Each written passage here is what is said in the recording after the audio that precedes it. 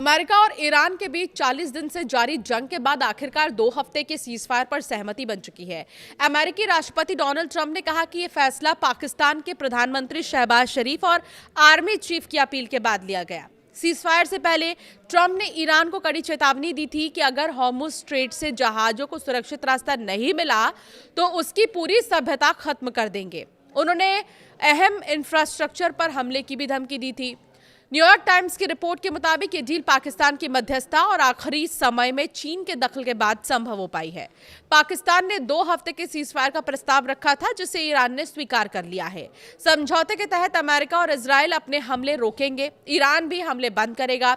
इस दौरान Hormuz strait से तेल, गैस और अन्य जहाजों की सुरक्षित आवाजाही ईरानी सेना की मदद से सुनिश्चित की जाएगी। यह सीजफायर लेबनान समेत अन्य क्षेत्रों पर भी लागू होगा। इसके बाद अमेरिका और ईरान के बीच 10 अप्रैल को औपचारिक बातचीत पाकिस्तान की राजधानी इस्लामाबाद में शुरू होगी। सीजफायर के बाद ट्रंप ने इसे दुनिया की शांति के लिए बड़ा दिन बताया है। उन्होंने कहा कि ईरान अब संघर्ष से थक चुका है और शांति चाहता है। साथ ही अन्य पक्ष भी तनाव खत्म करने के पक्ष में है। ट्रंप ने कहा कि अमेरिका हॉर्मुज स्ट्रेट में जहाजों की आवाजाही को संभालने में मदद करेगा ताकि व्यापार और सप्लाई सामान्य बनी रहे।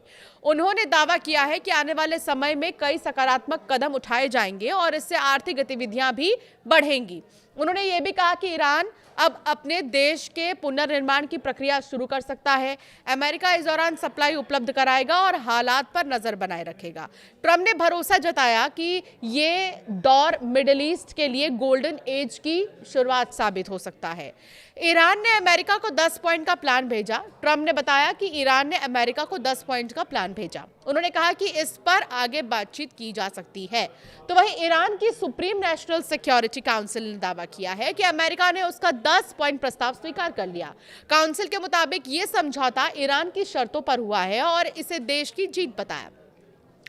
ईरान का अमेरिका को 10 पॉइंट का प्लान क्या है, आइए अब आपको वो बताते हैं। पहला पॉइंट, हमले पूरी तरह से बंद हो। ईरान ने अमेरिका और इजराइल से सभी सैन्य हमले खत्म करने की मांग रखी। दूसरा, सभी सैंक्शंस हटाए जाएं। ईरान ने सभी आर्थिक प्रतिबंध हटाने की जो मांग है वो की है, तो ये दूसरा पॉइंट है।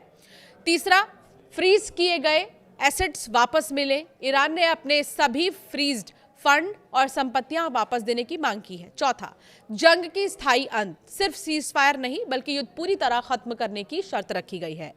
अमेरिकी सेना की वापसी, ये 5वां जो पॉइंट है वो रखा गया था। ईरान ने क्षेत्र में मौजूद अमेरिकी सैन्य ठिकानों से सेना हटाने की मांग की है। ये ईरान के पॉइंट्स हैं। नुकसान की भरपाई भी है इसमें। छठा पॉइंट, जंग में हुए नुकसान के लिए आर्थिक मुआवजा या पुनर्निर्माण की व्यवस्था मांगी गई है ईरान की तरफ से।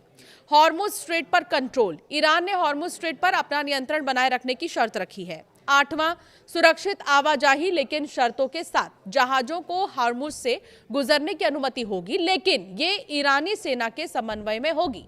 9वां, प्रति जहाज फीस का प्रस्ताव रखा गया है। ईरान ने प्रस्ताव रखा है कि हर जहाज से करीब $20 लाख फीस ली जाएगी, जिसे ओमान के साथ साझा किया जाएगा। और 10वां पॉइंट, क्षेत्रीय संघर्ष भी खत्म हो। लेबनान में हिजबुल्लाह पर हमले समेत क्षेत्रीय तनाव खत्म करने की मांग भी शामिल है। तो कुल मिलाकर अमेरिका और ईरान के बीच 2 हफ्ते के सीजफायर के ऐलान के बाद इराक में अब जश्न का माहौल देखने को मिल रहा है।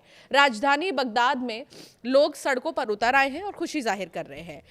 ये जंग इराक को भी सीधे प्रभावित कर रही थी, जहां प्रो ईरान शस्त्र समूहों और अमेरिकी सेना के बीच देश के भीतर ही हमले हो रहे थे। सीजफायर की घोषणा से ठीक पहले मंगलवार देर रात इराक में कई हमले हुए, जिनमें कम से कम 7 लोगों की मौत हो गई।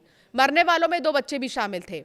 अमेरिका और ईरान के बीच हुए 2 हफ्ते के सीजफायर के बीच इजराइल ने साफ कर दिया है कि यह युद्ध विराम लेबनान पर लागू नहीं होगा। प्रधानमंत्री बेंजामिन नेतन्याहू के कार्यालय ने इसकी आधिकारिक पुष्टि की है। इजराइल ने कहा कि वो ईरान के खिलाफ 2 हफ्ते तक हमले रोकने पर सहमत है, लेकिन ये फैसला इस शर्त पर लिया गया है कि ईरान तुरंत हॉर्मुज स्ट्रेट खोले और अमेरिका, इजराइल और क्षेत्रीय देशों पर सभी हमले बंद करे। बयान में कहा गया है कि सीजफायर लेबनान को शामिल नहीं करता, यानी वो इजराइल और हिजबुल्लाह के बीच संघर्ष जारी रह सकता है। इजराइल ने यह भी कहा है कि वो अमेरिका के उस प्रयास का समर्थन करता है जिससे ये सुनिश्चित किया जा सके कि ईरान भविष्य में परमाणु मिसाइल और आतंक से जुड़ा खतरा न बने।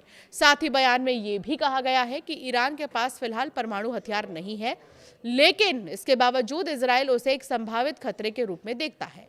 अमेरिका और ईरान के बीच हुए 2 हफ्ते के सीजफायर समझौते को लेकर एक अहम जानकारी और सामने आई है। एक रिपोर्ट के मुताबिक हॉर्मुज स्ट्रेट से गुजरने वाले जहाजों पर ईरान और ओमान फीस वसूल सकेंगे।